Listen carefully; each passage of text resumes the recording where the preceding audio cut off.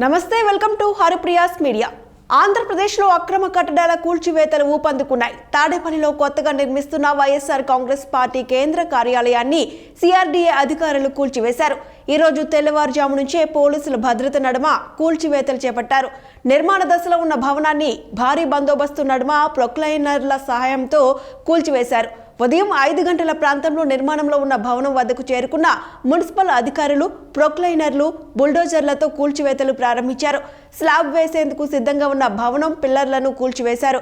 Municipal అధికారులు భారీగా మోహరించిన పోలీసుల సమక్షంలో ఈ చర్యలు చేపట్టారు. అదే సమయంలో ఆ ప్రాంతానికి వైసీపీ నేతలు, కార్యకర్తలు తరలి రాకుండా గేట్లు వేశారు పోలీసులు.